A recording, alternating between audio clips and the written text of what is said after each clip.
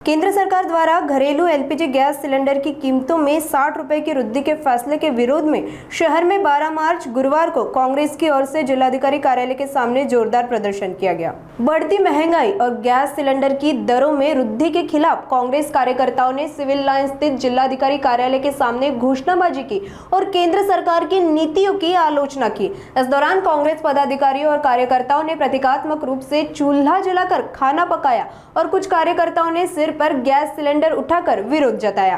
कांग्रेस के महानगर पालिका विरोधी नेता संजय महाकालकर ने कहा कि गैस सिलेंडर की लगातार बढ़ती कीमतों से सामान्य नागरिकों के घरों पर आर्थिक दबाव बढ़ गया है। उन्होंने आरोप लगाया कि केंद्र सरकार के इस निर्णय से महंगाई और बढ़ी है और इसका सीधा प्रभाव सामान्य परिवारों पर पड़ रहा है। गैस सिलेंडर के वितरण में कुछ जगहों पर कालाबाजारी भी हो रही है, इसलिए प्रशासन को सख्त कार्रवाई करनी चाहिए और सामान्य नागरिकों को उचित दर पर गैस उपलब्ध करानी चाहिए।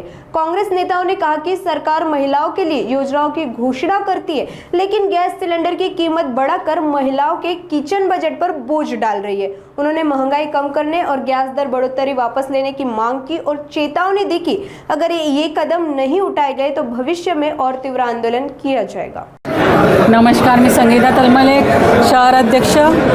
आज बघू शकता पूर्ण देशामध्ये का पूर्ण नागपूर शहरात पूर्ण महाराष्ट्रात महागाई इतकी चरणसीमावर गेली आहे की साधारण व्यक्तीचं जगणं मुश्किल झालं आहे। म्हणजे स्पेशली जे महिला घर सांभाळते त्या महिलांच्या डोक्यावर खूप मोठं संकट उभारलेलं आहे। परत आता गॅस सिलेंडरचे भाव इतके वाढले आहे, तेलावर सुद्धा भाव वाढले आहे। जर प्रधानमंत्री कोणाच्या दबावात येऊन असं देशाला त्रास देण्याचं काम आणि दुसऱ्या देशाला सपोर्ट करून त्यांना मोठं वाढवायचं काम करत असेल तर कुठं ना कुठं देशाचा घात नक्कीच होणार आहे, हे नक्की।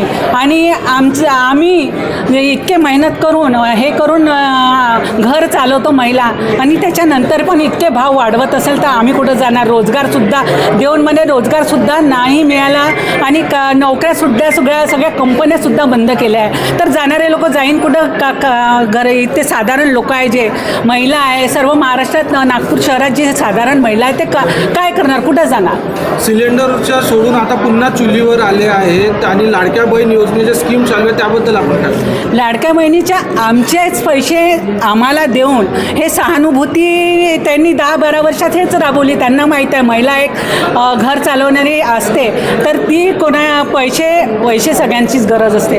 15,000 रुपये देऊन इकडे 30,000 रुपये लावून घरात तर काही अर्थ नाही आहे ना ते 15,000चा।